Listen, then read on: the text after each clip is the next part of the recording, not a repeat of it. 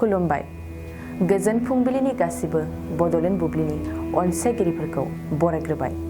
दिनै 1 फेब्रुआरि बुधबारनि फान्जामुथिखौ फरायथिनो लादों किलिखां ब्रह्मआ। फान्जामुथिनि गिबियाव दं मेष राशि। न'खराव मानोबा असान्ति जागोन। न'खरनि गुलुं गुजुं जेंनाखौ लानानै दुखु जागोन। गोसोनि बाथ्राखौ गुबुननो फोरमायगोन। वृष राशि। मोजां सान। जायखिजाया खामानियावनो देरहासार जागोन। बादायलायनायाव थायोब्ला नोंथांनि साबसिन। मिथुन राशि। समनि थासारिखौ बुजिनाया नोंनि थाखाय मोजां।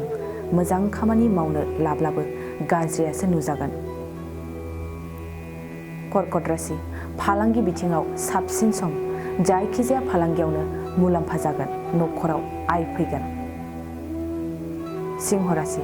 बिसि फिसायनि गेजेराव गोजोन अनलायनाया बांसिन जायगा लागोन। गोसोनि बाथ्राखौ सानैजों फोरमायलायगोन। कन्या राशि। मोजां सान जानाय नङा। हरखाब गोसोआव गोबां गिनाय सोमजिगोन। लोरबां गोसोआ बायदिसिना सानगोन। तुला राशि।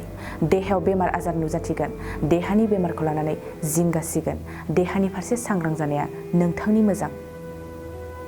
वृश्चिक राशि। सिगांनि लोगोखौ हरखाब नुफ्लांगोन। मोजां लोगोजों थाफानानै मोजां सानगोन। लोगोनिफ्राय मदद मोनगोन। धनु राशि। दिनै नोंथांनि मोजांसिन सान।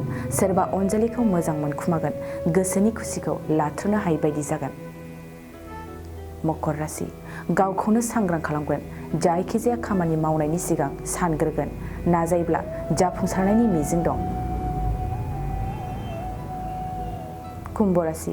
दाय मावफ्लांनानै गोसोआव गिनाय फैगोन। गिनाय मेवनायजों जेबो खामानि मावनो हानाय नङा।